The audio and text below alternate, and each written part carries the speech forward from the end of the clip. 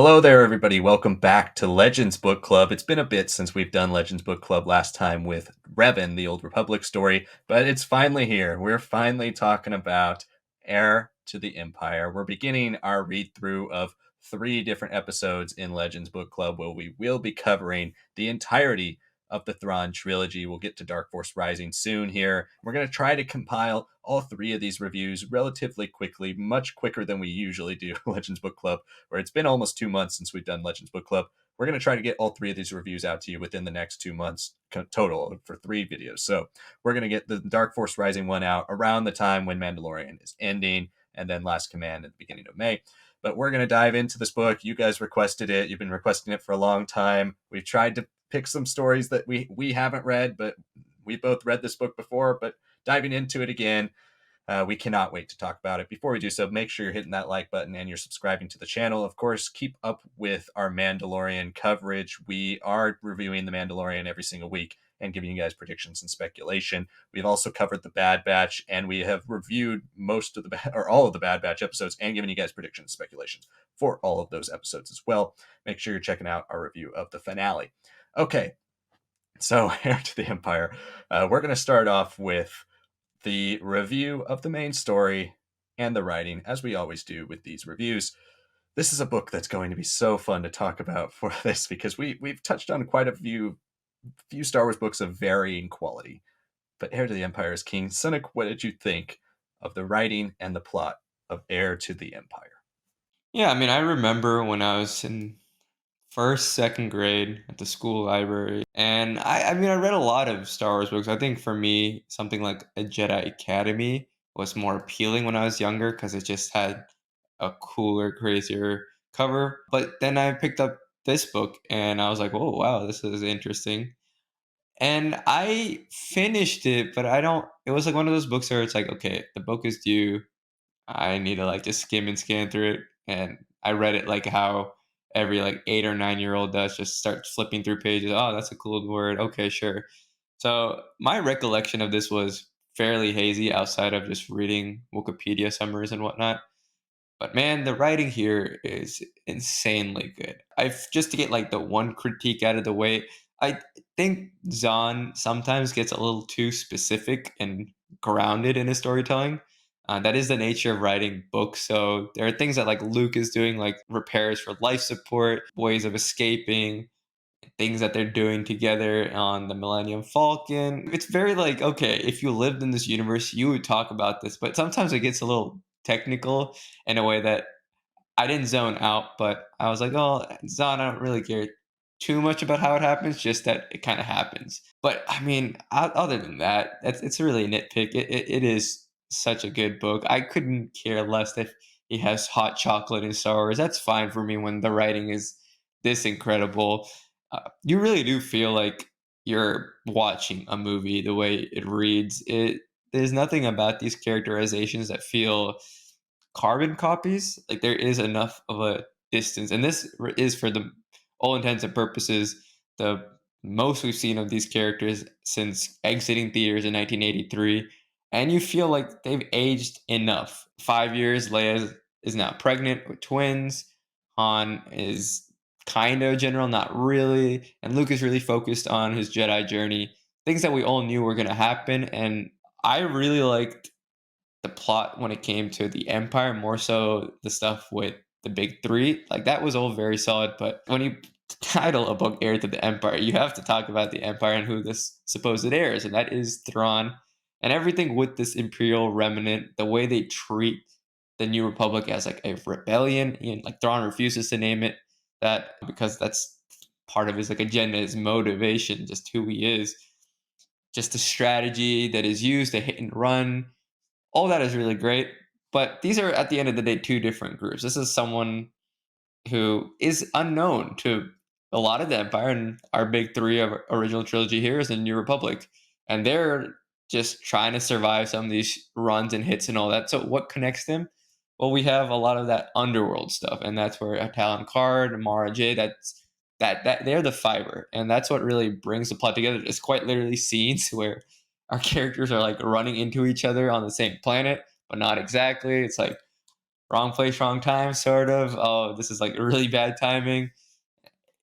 Yeah, I mean, it's a plot that it's very simple. You can't have someone tell you like Heir to the Empire is a hard book to get into. No, it is very classic Star Wars. But I think the one slight disadvantage now, having read through it, really deliberately read through it, is it does feel a little bit of like a setup, like a prologue. This is structured out as the first Star Wars movie for me in a lot of ways. Like the ending, we have a great battle sequence. Yay, they've won, but not really. And then this book sort of feels like a first act to what was and is a planned three-part trilogy here. So I'm very excited because I always love middle chapters more. I'm really excited for Dark Force Rising because I have really zero recollection of that. I just feel like I need a little bit more when it came to more of the smuggler world, the criminal world. I like the New Republic world building, but some of it just was leaning a little too heavily on our original trilogy characters. But the Empire stuff is fantastic. I only wish we got even more because whatever we had there was impeccable for me. No, completely agree. I think the structure of the Imperial Remnant here is so strong, and it's one of the reasons. I mean, as good as the Mandalorian timeline has been with fleshing out what the remains of Imperial remnants are post Battle of Jakku, the way Zahn does it here and establishes the Legends version, the EU version of the Imperial Remnant is just on a whole nother level. Like when you have leaders like Thrawn who exist in the galaxy, it's a lot it's a lot easier to see why the Empire doesn't fold as easily. So again, in Rebels, when we lose Thrawn, that is kind of Dave Filoni covering that hole of like if Thrawn was still around, the Empire would not have folded the way it does. And even if Palpatine had an Operation Cinder, it wouldn't. So the writing here and across the entire trilogy, to me, is the best Star Wars writing I have ever written. And it's insane that this came out 30 years ago, over 30 years ago. Timothy Zahn is the best Star Wars writer of all time. When we ranked our Star Wars authors, we put him at the top, but he not just because of body of work and the countless hits, but he gets what it feels like to feel Star Wars. We've likened this to a film so many times, and that's because beat by beat, it does follow that same sense of like excitement, but also pulls back with character development at times. The way George Lucas was able to marry both of those things in the original trilogy because it doesn't bite off a story that's too big for it to chew.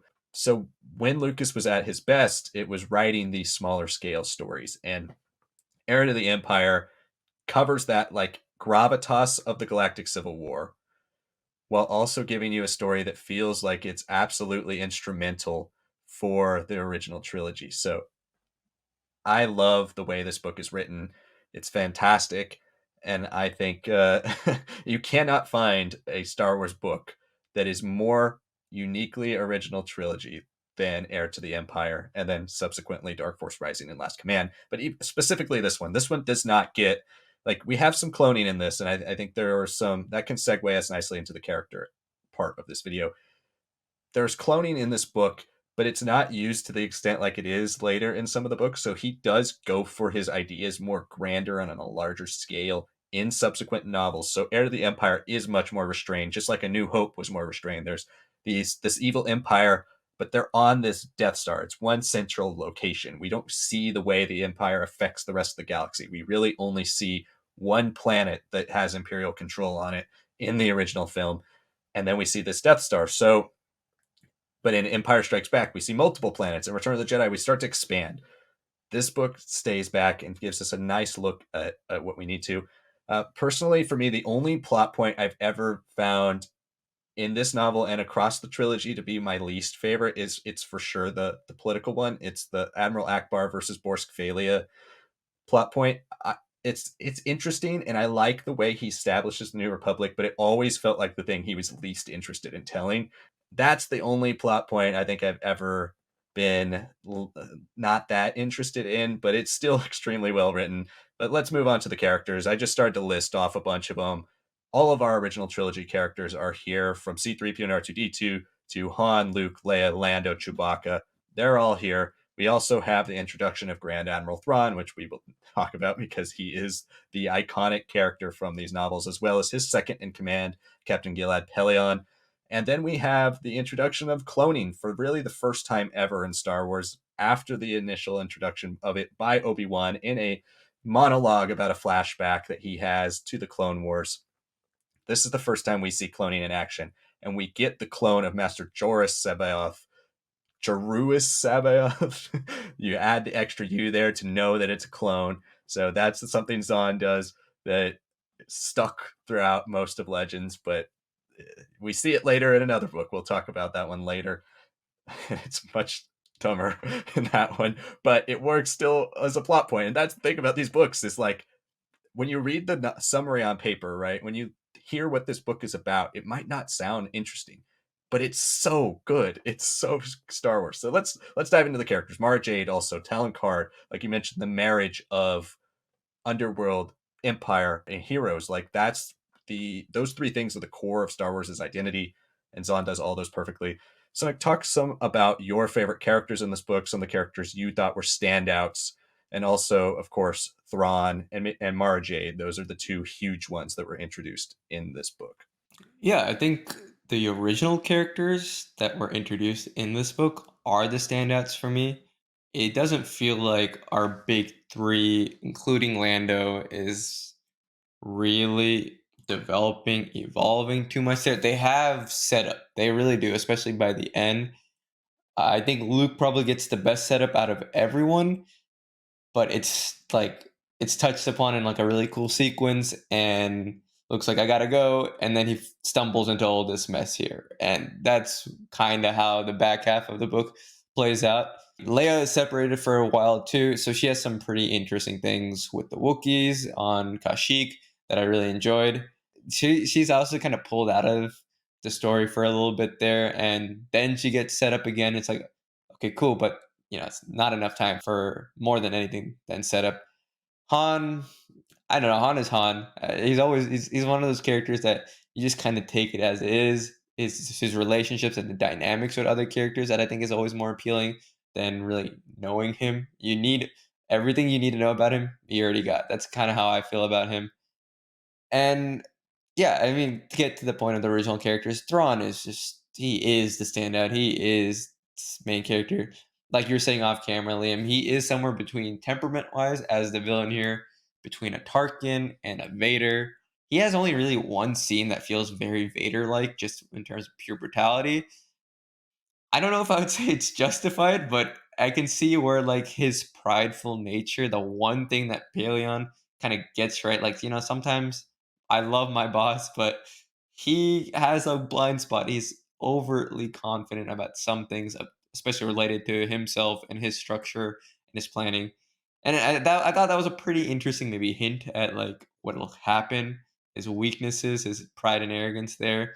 Paleon, I love. He's a bit of a fanboy, but I really liked him because he let us like understand some of the motivations of Thrawn, and also understood the Empire was flawed and wrong. And if there is anyone who could have kept it going the way it needed to and evolve, it was going to be Thrawn. So that dynamic, I'm so hyped to explore moving forward. I'd say Talon Card is very interesting to me. I just don't really know him yet. He's like one of those guys who's like, I'm playing old the size. It's cool. I'm a smuggler. I kind of have to. New Republic, sure. Empire, sure. And the one thing that he really has is like he has a loyalty to his crew and whatever debts that they have. He says are all of our debts.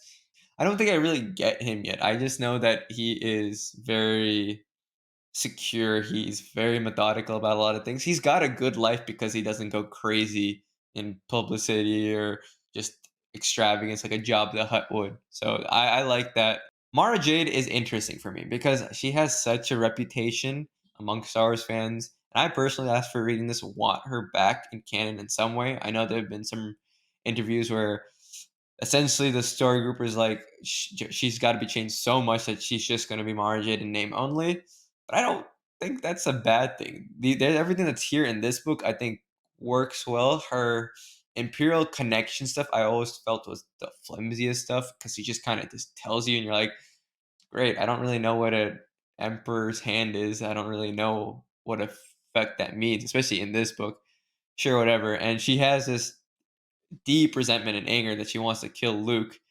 What I really liked is her dynamic with Luke. She's got this resentment and he's got this calm, and they work together. There's a good banter there when she allows it. I like her dynamic with Talon because she has loyalty. She has a strong trait of loyalty that I really enjoy. I I don't know. I don't think she's the richest character, but everything that Zahn has put here in this book, I feel like is a strong stepping point. So if you take anything for canon and you bring her character, just take this as your base, tweak a couple things to fit maybe with like Inquisitors or something, and I think you still have an extremely capable and fun character that still can also disappear, die, or whatever before sequel trilogy Luke comes about, and really strengthen a lot of his character choices, decisions by the time of the Last Jedi. But she's the character that I'm not I don't want to say mixed on, but I need Dark Force Rising to really do something with her because all the other characters, especially Imperial, I felt I was very locked into. Underworld, admittedly, they're playing the game. So now that the cards have been reset at the end, I'm very excited to see what they're gonna be and what they're gonna do. And obviously, New Republic characters have had all the setup happen now. Like, let's start with the really getting into the meat of their story in the next book. And again, that I don't want to say Heir to the Empire is like, oh, just a prologue that you can skim through. No, because it's still a fascinating read. But some of these characters, there's like a level of importance given, and it feels like it's mostly just the Imperial original characters that really get a lot of payoff here. Yeah, and on some extent, I agree with some of that. I've read these books more recently, a second time than you have, so I think I have a bit of perspective on where they're going. And I would say that Mara Jade, in particular, I think has one of the best arcs out of all these characters throughout the trilogy. I think that's a character that, while Thrawn became what Zahn was known for writing, ultimately, I think he was most interested in writing Mara Jade in this book because Thrawn is his villain, but Mara Jade is his like go-to hero. I would say he was probably most excited about writing Mara Jade. He wrote Thrawn the best, and his favorite character to write might be Talon Card because Talon Card has a lot of fun throughout these books. He's so hard to pinpoint like a comp for him in other film characters because he's not like a Hondo. Like some people want to compare him to a Hondo. He is not like goofy or silly, and he's not selfish. He's a criminal with a code and a conscience, and he cares about his people. He cares about his group, and he actually does the right thing way more than not. He's honestly like that could be the knock on Talon Card throughout the extended legend stuff that was written after this book was that almost every time they need like a smuggler or some type of underworld character to help the New Republic, they always go after Talon Card. And it seems like he would probably lose his reputation if he kept helping the New Republic every time, but he always does it.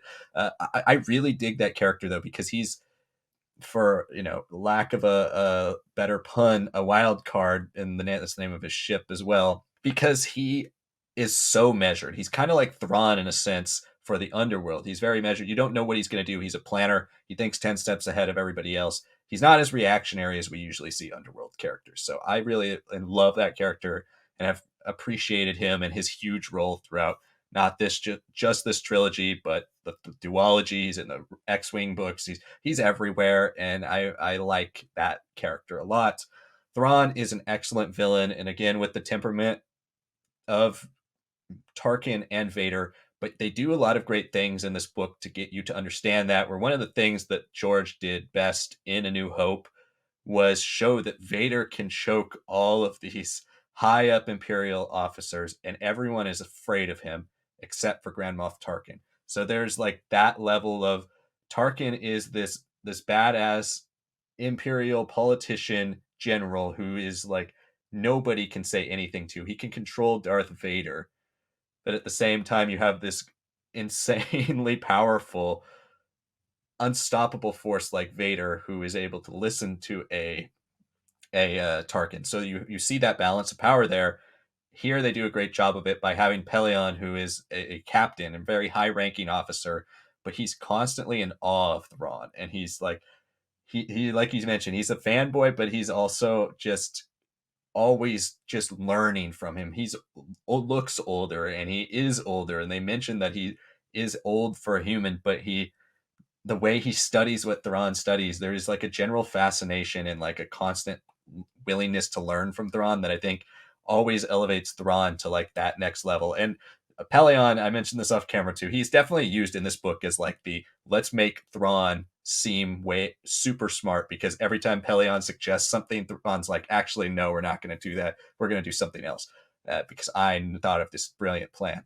So there is that level of like typical science fictiony fantasy villainness that to Thrawn throughout all three of these books that I think definitely hasn't aged as well. And we'll talk about Legacy next as maybe the canon version. But Thrawn is just so maniacal and so measured, but also they play a lot into the fact that he's an alien. That's always been a big part of who Thrawn is. And this book definitely hammers home that point. You don't know when he might snap. Nobody knows what he's like. He's an alien species that nobody's ever seen before.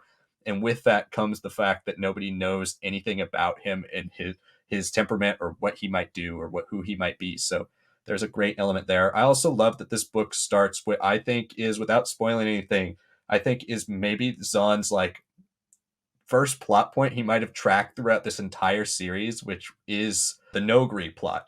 Because that starts here, and that's definitely a small plot here, but it's a huge part of Dark Force Rising and then ultimately Last Command. And characters like Kabarak, the introductions of all those characters, there's just, I love going back to these books because you see how intricately plotted all three of them is. Like Zahn perfectly pinpoints every single piece. And as we're talking about Star Wars trilogies, and there were so many of them written in the 90s, none of them are plotted nearly as well as Heir to the Empire. Last character I want to mention, because this is a character I feel like is often forgotten and kind of treated as like the like weird, creepy bad guy, is Jerus Sabaoth. And I think Sabaoth is such an interesting villain. Like we've often, everybody's often compared him to Taron Malicos in canon in Jedi Fallen Order. He's so different though in so many different ways. He's much older. He is a Jedi Master. He's a clone of a Jedi Master, and he's wise, but he just snaps. And there's something so interesting about cloning in this book that ultimately carries throughout the whole trilogy, about having a Jedi Master, someone who has the power of the top Jedi Masters, but is just actually insane. Like I want to see that in a film. Like I would love that type of character to come in for maybe a season of Ahsoka. Like that's the villain of the first season of Ahsoka, and then Thrawn is revealed. Or maybe that's kind of the second, the second penultimate boss the characters have to take down in the Mandalorian series before they get to Thrawn. Like this is a character that is so interesting in so many different ways, but it also begs so many questions for the rest of the lore. I've always loved this character and the way he's used. Here, he's definitely more one-dimensional. Dark Force Rising is my favorite book of his, so I can't wait for all of you to track that journey with us, because he's really interesting in the next book. But I think that's going to wrap it up for our legacy section. Let's give our scores here, because we've gone on for a long time about this book. I could go on all day. I know I've ranted a lot throughout this video, but I truly love this book so much. But Sanak, what would you give Heir to the Empire out of 5?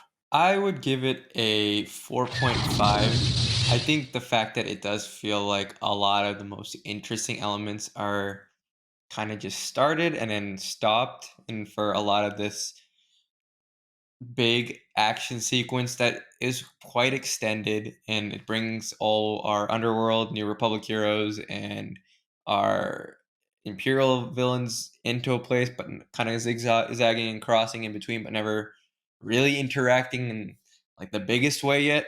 And then the fact that this huge battle that has been hinted at throughout the book ends up only being a chapter for me is like, I understand the purpose of that. I just wish it was like 2. It felt longer when I was reading it as a kid. It just isn't. It's very quick here, and the heroes get through it very quickly, right? And it's the threat of Thrawn at the end telling Pelion, like, I'm not gonna risk everything. Like, I know when to pull back. And Pelion is like, wow, imagine him at Endor, and he keeps on saying that throughout the book. So and it's the same sort of thinking of like, wow, imagine what the next book is going to be like. That's kind of how I felt. Like, oh, everything here is like, it's sensational. It's not realized yet. So yeah, I mean, I, it's great. It really is incredible. I am nitpicking here. This you could have not asked for a better first book in a trilogy. In canon or Legends, I don't think there's been many surefire wins in any long form storytelling here. But yeah, 4.5 for me. I really did like it. There's just a couple things that I'm quite sure Dark Force Rising is going to do a lot better for me. Yeah, I think that's definitely key is reading it singularly versus the whole trilogy. And my recent reread of this, I read all three of them in 10 days, so they all kind of blur together for me. It is hard to separate them, but I love this book. I think this one out of the three, it probably has the least interesting plot of the three in the trilogy, but it might be one of the best written. The way Zahn is able to perfectly capture that A New Hope feel, as well as some of the best elements throughout the whole trilogy, really, really resonates with me. He introduces a variety of subplots with, I think, almost all of them work, and even my least favorite one, which is Akbar and Phalia, isn't a bad subplot. It's just my least favorite of all of them. I think all these characters are written perfectly. Han, Luke, Leia, Lando, they capture the spirit of their versions from the trilogy, the original trilogy, so well. I really like what they do with Mara here because I think it sets up her development very nicely throughout the rest of the trilogy. And again, Thrawn, even if this was the only book we ever had of Thrawn, he would have been an iconic Star Wars villain just purely from the way he is portrayed throughout this novel. I'm somebody who really always on our channel, we always talk about like first parts. I like first parts. I like the way that we can track things in the future to the past. Like when I finished the rest of the trilogy, I like when you could go back to this book and be like, oh yeah, that's where it started and that's where he laid the seeds. I really like getting invested into that. So to stop the rambling, I'm going to give this a 5 out of 5. It's the first time I've ever given a 5 out of 5 here on the channel, and it's again, plot wise, might be one of my least favorite books that I give a 5 out of 5 to, if you can have a least favorite 5 out of 5. But again, I think it's a wonderfully written book, and I get engrossed in this every single time I even think about the narrative. I want to start talking about it. So 5 out of 5 from me. All right. Well, thank you so much for watching our review of Heir to the Empire in our latest Legends Book Club. Again, we're not going to do polls for the next 2 months of Legends Book Club because we are going to do Dark Force Rising next and The Last Command. We will let you know when Dark Force Rising exactly is coming out, but it will be coming out right after The Mandalorian Season 3 ends, so we can kind of retouch on some of the legacy from that show that will be enhanced by what we read in Dark Force Rising, and then we will get The Last Command shortly after. Make sure to check out our review of Star Wars Cataclysm, the latest book in the High Republic. That will be next week, as well as our review for the finale of The Bad Batch, as well as the continuing reviews for The Mandalorian. We also have predictions and speculation for The Mandalorian up every single week. So make sure you look at what we think might happen. And of course, we will always be using the text of Timothy Zahn as a basis for a lot of our predictions towards the future of The Mandalorian. So make sure you're checking all that out. You're voting in the polls as well. We have our Star Wars video game bracket going on right now. Make sure you're voting and making your voices heard. Check out our Jedi Fallen Order live streams every single Friday. We answer your questions live and play the game. Thank you so much for watching, and we'll see you next time.